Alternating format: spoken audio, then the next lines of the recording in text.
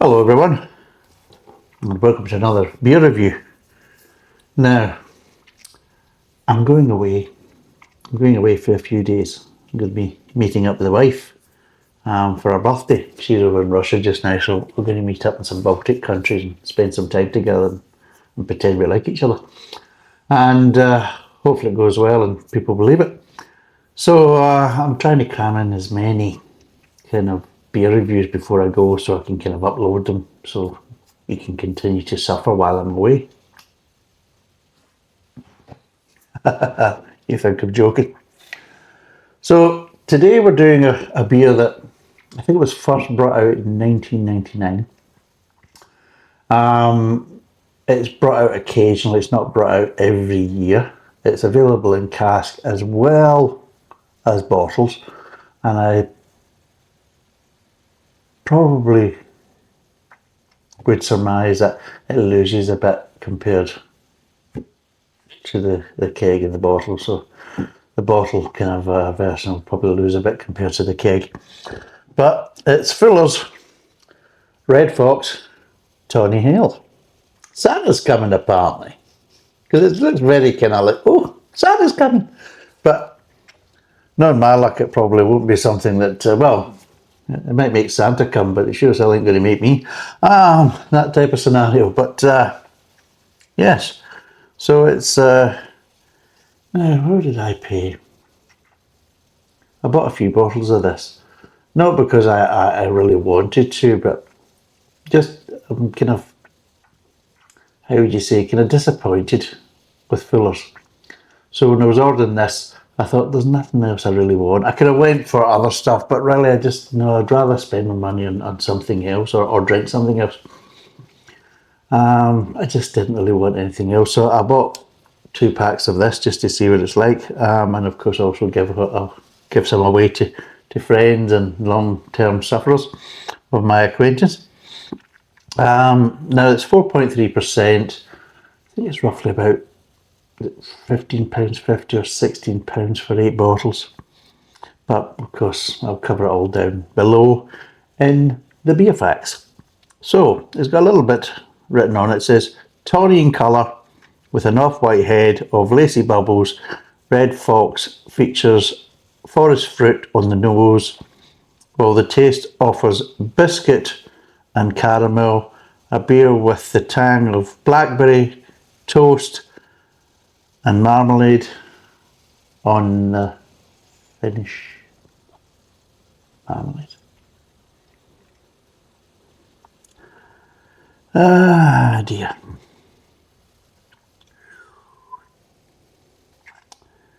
Marmalade. Now it is a kind of slightly oat based beer.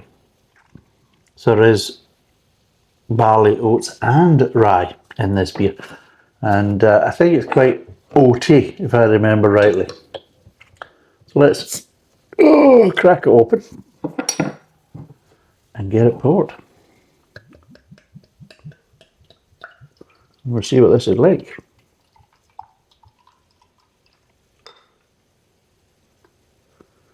There we go. It's marvellous, isn't it? Absolutely marvellous. So yeah, there's a kind of reddish kind of tawny colour, very clear. There's about a half finger kind of slightly off white head, like we said. It's a bit prawn crackerish. It's not completely like that, but there is a bit of prawn crackering going on. In other words, a lot of big bubbles as well as small bubbles. The small bubbles usually tend to kind of remain. The big bubbles usually the ones that burst, and then of course you start losing head. And let's be totally honest, nobody wants to lose head. Smell wise, they said, was it fruity? Dried fruits or fruity? What did they say? Forest fruits apparently. Not really getting any kind of fruits. No, I'm getting a little bit of malt. Kind of slightly, yeah, kind of grainy, kind of smells.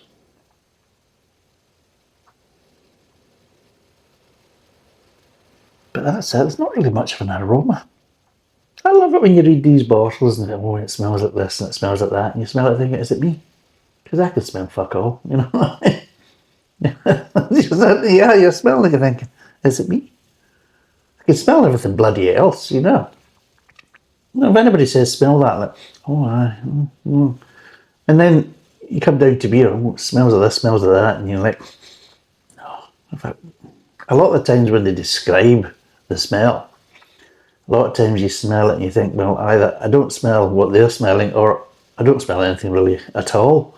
It's kind of lacking aroma. So that type of thing annoys me. So it does. You think, well, how can I get this? But is it the old Willy pish in the bottle? Anyway, let's see what this tastes like.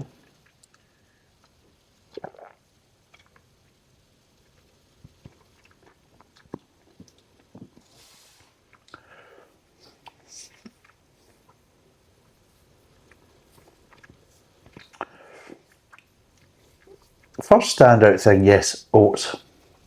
Especially in the mid-tongue. And especially down the side of the mouth. It's really picking up the oaty flavours. First impressions, probably do with a bit more malt. It's quite a soft mouthfeel, which means it's very sessionable. I mean, really sessionable. There's no resistance there at all. It's very, very soft in the mouth.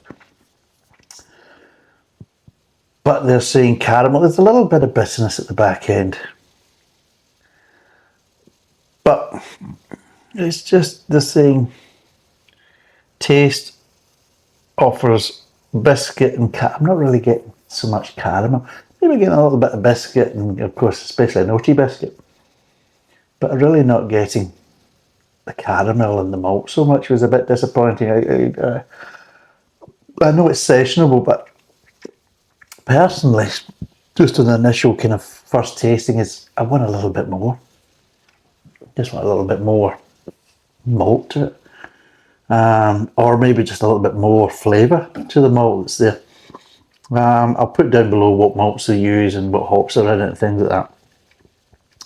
It's not strikingly as much of a hoppy beer. It is more of a malty beer, but it's not particularly strong malt flavours and not really kind of clear malt flavours. The biggest flavour that stands out is kind of oats, and there's a kind of slightly kind of off flavour, which I think this is supposed to be kind of more fruitiness. But the problem is it's so obscure that you can't really identify what the hell it's supposed to be. Well, especially not in the first impressions. So yeah.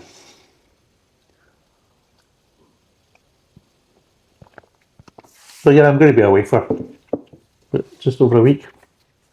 So I'm trying to get all the kind of as many kind of reviews done so I can get them uploaded. So like I say, you can suffer them while I'm away. I don't know. I'm going to obviously the Baltic countries. In fact, I think I'm going to be all three. I'm going to start off in Lithuania.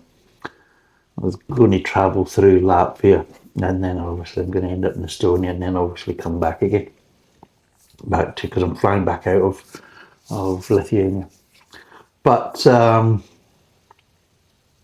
don't know if I'll do any beer reviews. I don't know. I think I'm over there for the wife's birthday, so I'm not really planning to. If something maybe stands out, I'll take some kit with me and we'll see where it goes. But I'm not actively looking to be doing anything. Because really, to be total honest, I just don't want to go over there and start just doing kind of lagers because I'm really just not interested in that. Just not my cup of tea. I'd rather drink a bottle of Black Balsam than basically lagers. And of course, the temperature's a bit lower over there than it is compared to here. And for me, cold weather, lagers, you shove that up your arse. Not my cup of tea. I want something with loads of malt and caramel and toffee notes and things like that, kind of richer beers, that kind of stuff, darker stuff. And trying to remember. I mean, I know in Latvia, they've got obviously some Czech stuff. They've got some of their own stuff, but again, it's quite similar to what you get in Russia. So there's a lot of kind of lighter, kind of lager and pilsner beers. You get there will be darker ones as well, but I don't know what the kind of selection is going to be like. So that's why I'm not going to say I'm going to do reviews. If I see something that's interesting, then yes, I will. If I don't, then I'm not going to go out my way. I'm not going to go out my way to look.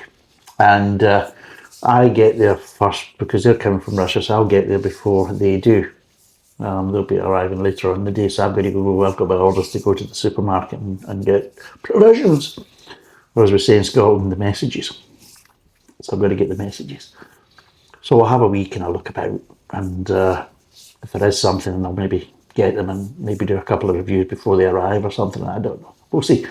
I'm not promising anything, but if there is something interesting or something I feel that's worth making a video, then I will. If there's not, then I'll just enjoy it, relax, and try and be a good and dutiful husband.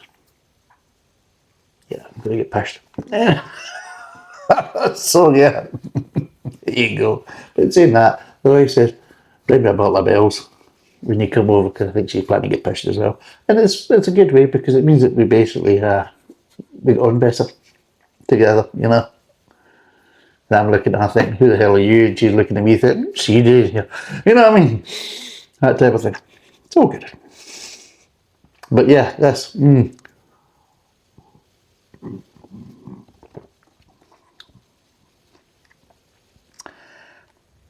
It's okay. Yeah, you are getting slightly kind of biscuity oaty kind of as a kind of main kind of accent flavour in the mid tongue. A little bit of bitterness, like I said, just a little light bitterness in the back end. But I thought it would be sweeter, and I thought it'd have a little bit more body to it. It's kind of light in the body, light in the mouthfeel, and just I expected a little bit more malt. I really did, and it's just not quite there.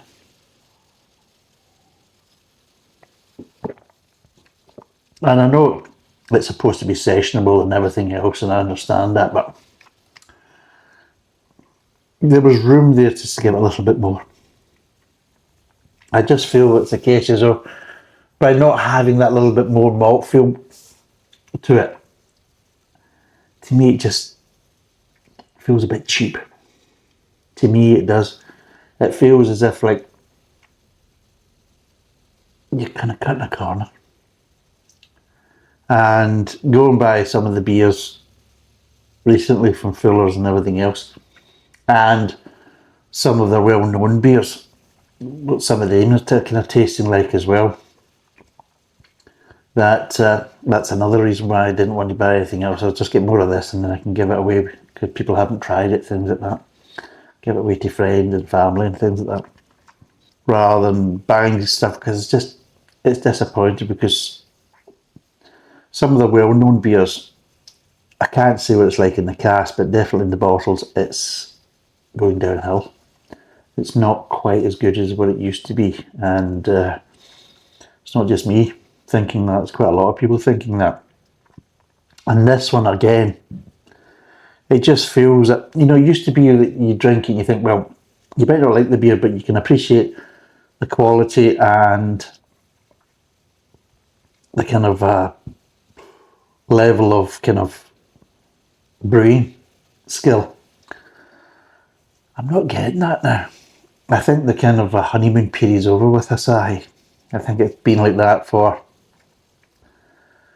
I would say, just at least a year to 18 months. It's just been steadily, I've been noticing, and I'm not drinking it regular. If I was drinking it regular, I'd probably notice it probably sooner. So it's maybe going on a wee bit longer than that, but I have noticed it's kind of going downhill. And this is just another one where you think this type of beer, and with their kind of reputation for the malt and everything else, and no.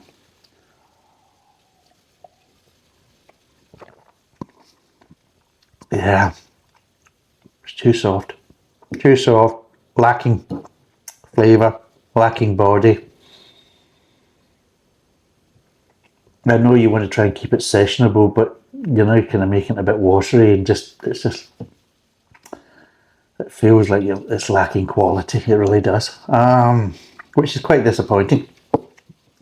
So it is, because I like tornadoes or radios. I like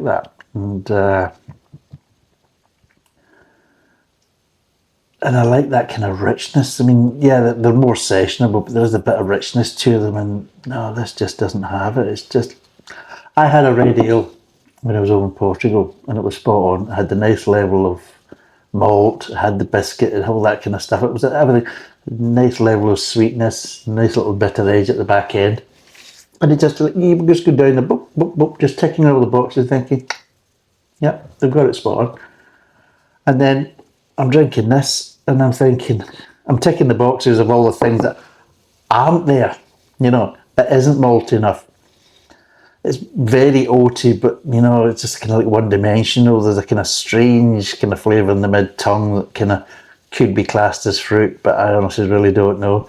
There's a bit of bitterness at the back end, very soft in the mouth, lacking body, and it's just like, no, God, you know, it's a tick list that you don't want to be doing when you're kind of reviewing a beer.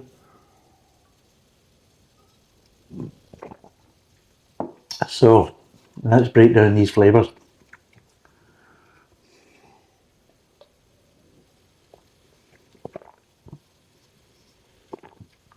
Yeah, right, to start off, you get a bit of malt and a bit of grain in front of the mouth. Not really much sweetness there at all, but for the whole beer, it's kind of lacking a bit of sweetness and a bit of depth, which again kind of gets me thinking that there isn't enough malt, or the extraction from the malt just isn't quite right for whatever reason, whether it's pure quality malt or there's just not enough malt in the recipe. But yeah, it's got a kind of, doesn't even taste so ale'ish. I mean, this is one of the big problems. It's like, it's slightly, it just feels like slightly more than kind of lager levels of kind of malt compared to an ale. They're just, for an ale, it's lacking. And yeah, so you're getting this kind of feel that there's a lack of sweetness there, there's a lack of malt flavour, and the two of them seem to be going hand in hand. And then you've got this kind of grain, which again, it just kind of stands out. It's just like, you know, the grains are it, and then the malt's like down here, and you're like, we should be kind of more this way a bit, you know. And yeah, there's that kind of imbalance just straight at the front of the mouth, you know, before you go anywhere else. It's like, boom, wait a minute, that's not right. You know, you straight away kind of question yourself, am I tasting that right?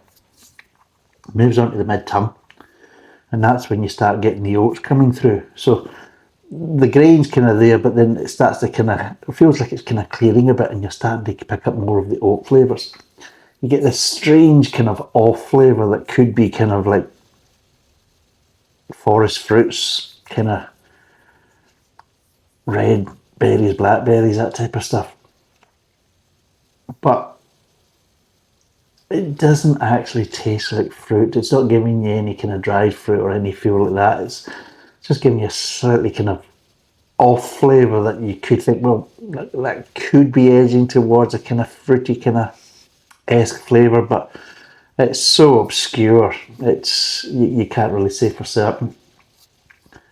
And yeah, that's in the mid tongue is when you really notice there's a lack of body and a lack of malt. It's just, I don't know what they're talking about bloody caramel there, because it really just isn't there. It's just kind of lacking. And again, the sweetness doesn't develop. It's just the same from the front of the mouth all the way to the back. And as it moves off from the mid tongue, you get a light bitterness just as it kind of dissipates at the back end. And again, it's so light, but because all the other flavours are so light that you're picking it up, I think if the flavours were any more of an intensity, then you wouldn't even pick up that bitterness. It's just, overall, it feels like it's lacking. It really does. It feels like there's things missing from it. Mainly malt, sweetness, clarity of flavour, intensity of flavour. And it's just so soft in the mouth, and that is the problem. Because it's so soft in the mouth, very little carbonation, very light, it just helps to highlight that there's a lack of body. And that's probably the biggest crime, in my book. So, what would I give this out of 10?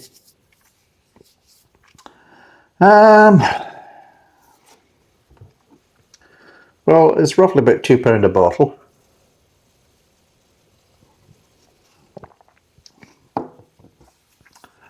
I bought 16 one, got 15 left, which is a shame, because no, it's just, no.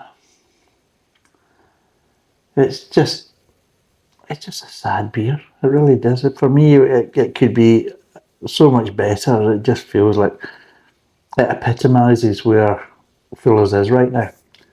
And let's be totally honest, not in a good place. It really isn't. From what reputation they've got, what they're capable of doing, and what they've done in the past, and what they're doing now, and what they're producing now, including this, you're thinking, it just feels, it's a shadow of what it used to be, and what they're producing is just nowhere near to the same standard. Now, I don't know whether this is the accountants getting involved, or maybe Asahi feels that these recipes need to be adjusted to maybe suit other markets. So instead of making different batches to suit different markets, they feel, well, who gives a shit about the UK? Let's adjust the recipes to make it more appealing, especially to the kind of Asian market. Then maybe that's what they're doing. They're trying to kind of expand into the kind of Asian market more with Fuller products, but changing the recipes maybe to suit that kind of style of market. And two fingers up to the UK, because we don't really matter. I wouldn't be surprised. I mean, that's me being nice. Another side, it could be just accountants involved, and at the end of the day, well, we're just making any old muck. Because, like they say, we're now here to make money. We're not here to kind of win kind of praise, or any awards. What they want to do is, it's all about the money. So the cheaper we can make it, and as long as you silly buggers keep drinking it, that's all that matters. Maybe it's just that. And I don't know. I think it could be a mixture of both. I don't know. But anyway,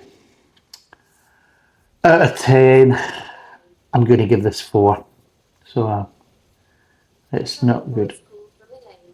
Never mind false call from a bloody phone. Just, I know, bugger off. Seriously. God, I'm getting a phone call from my blooming sister now. In the middle of a video. Remember that. John, if you're watching, control your woman, for God's sake. You've let her near the phone again. Bugger. So yes, I says I'm going to give it a 4 because it's very disappointing. It really is. I wouldn't recommend it. I really wouldn't. It's just, it's guff. It really is quite guff. It sits slightly above Foster's and Carling to that type of situation. So the only time I'd ever choose this again, if the other options were Carling or Stella or Foster's or anything like that. In reality, no, I don't want to drink this again. It's just rubbish. So there you go. It's a 4.3%, roughly about £2 a bottle. It's a 500ml. Yeah, there's better beers out there, and for less money, and a heck of a lot more enjoyable. So thanks for watching. Cheers, and bye for now.